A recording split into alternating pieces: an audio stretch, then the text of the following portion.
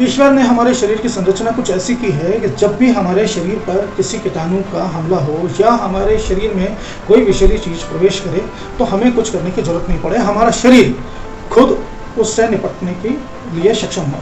कभी सोचा है कि जब भी धूल या धुआं हमारे शरीर के अंदर जाता है तो हमें छींक या खांसी क्यों आती है? क्योंकि हमारे नाक और हमारे गले में कुछ ऐसे सिस्टम है कि जैसे ही धूल या धुआं हमारे शरीर के अंदर घुसने की कोशिश करेगा तो जिस स्पीड से अंदर घुसा है हमारा शरीर उसे उसकी 1000 गुना स्पीड से बाहर फेंक देगा।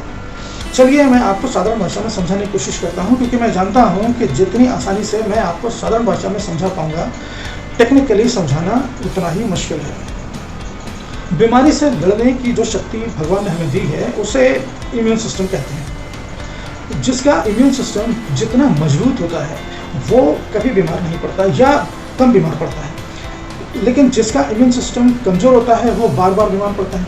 उससे सर्दी, जुकाम, बुखार, उल्टी, दस्त, गले का इन्फेक्शन या चर्म रोग बहुत जल्दी हो जाते हैं।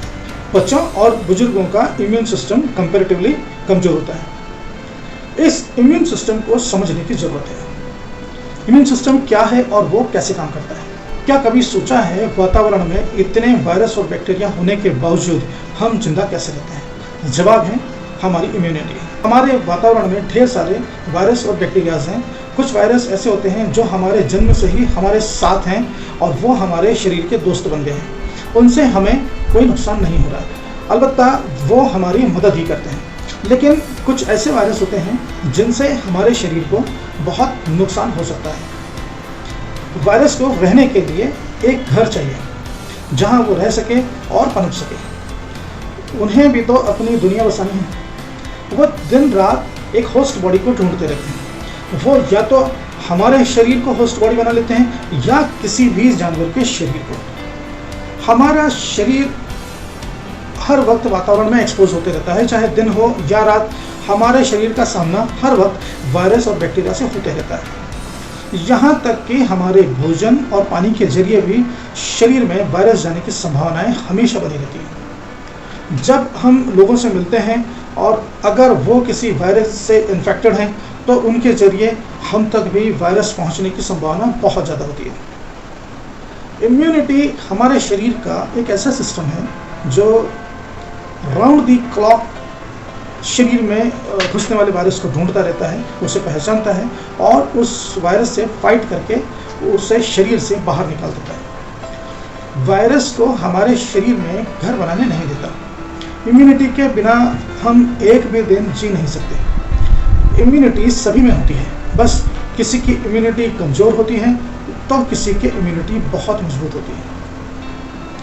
अगर हमारा इम्यून सिस्टम कमज़ोर है तो वायरस हमारे शरीर के अंदर प्रवेश कर जाएगा, फिर उसे बाहर निकालना मुश्किल हो जाता है। इम्यून सेल्स इन्फेक्टिव एजेंट से फाइट करती हैं। कुछ सेल्स नॉन स्टॉप काम करती हैं तो कुछ स्पेसिफिक काम करती हैं।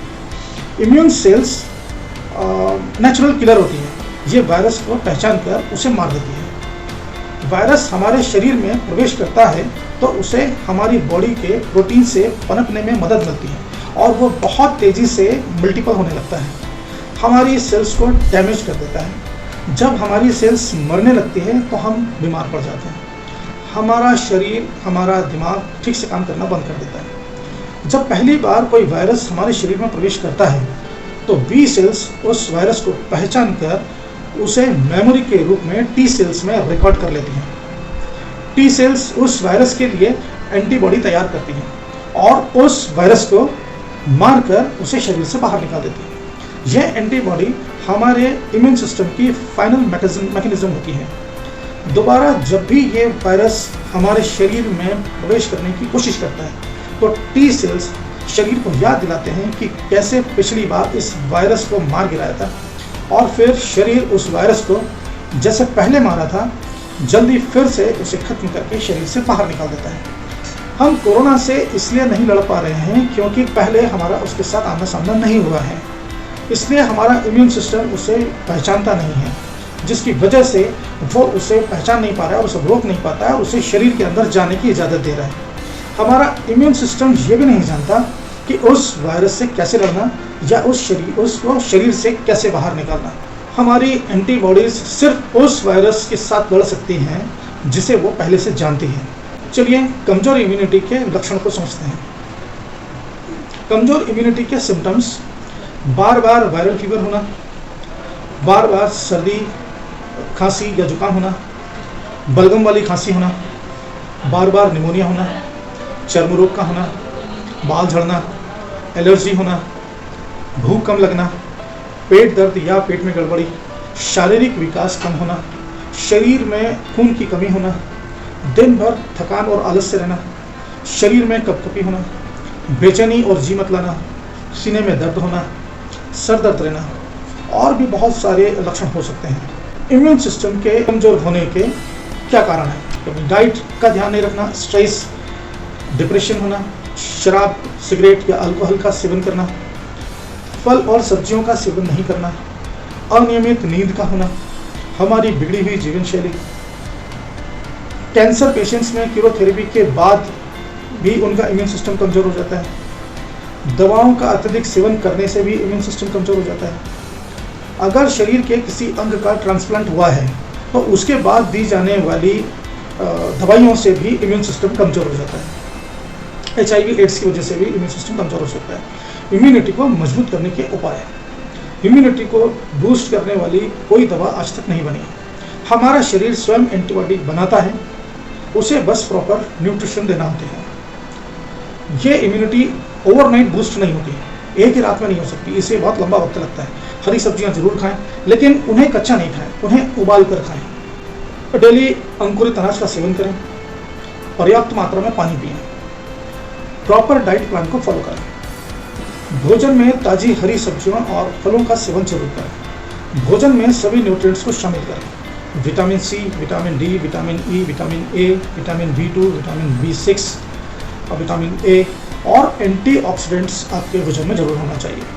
भोजन में जिंक, बीटा कैरोटीन और सेलेनियम का स्रोत होना बहुत जरूरी है। स्ट्रेस और डिप्रेशन से आप बहुत दूर रहें। शरीर के वजन को आप हमेशा कंट्रोल में रखें। आप योगा, कसरत और मॉर्निंग वॉक और इवनिंग वॉक जरूर करें। इम्यूनिटी बढ़ने तक संक्रमित लोगों से दूर रहें। बारिश और सर्दियों के दिनों में च्यवनप्राश और गर्मी के दिनों में खट्टे फलों का सेवन जरूर करें। अपने इम्यूनिटी का ख्याल रखें और इस पेंडेमिक में मास्क जरूर लगाएं। दूसरों से 2 मीटर की दूरी जरूर बनाकर रखें। बच्चों और बुजुर्गों का विशेष ख्याल रखें। घर की महिलाओं से उनकी सेहत के बारे में ज़रूर बात करते रहें, क्योंकि मैंने महसूस किया है कि महिलाएं अपनी सेहत के बारे में जल्दी किसी से चर्चा नहीं करती। अगले वीडियो में देखिए वैक्सीन कैसे काम करती है, क्यों वैक्सीन लगने के बाद हमें उस बीमारी से डर नहीं लगता। अगर आपने अभी तक हमारे चैनल को सब्सक्राइब नहीं किया है तो प्लीज़ अभी सब्सक्राइब कीजिए और नोटिफिकेशन बेल के आइकन को ज़रूर प्रेस करें, जिससे हमारे आने वाली वीडियो की हर नोटिफिकेशन आप तक पहुंच सके। इस वीडियो में मेरे साथ अंत तक बने रहने के लिए धन्यवाद, शुक्रिया, थैंक यू वेरी मच।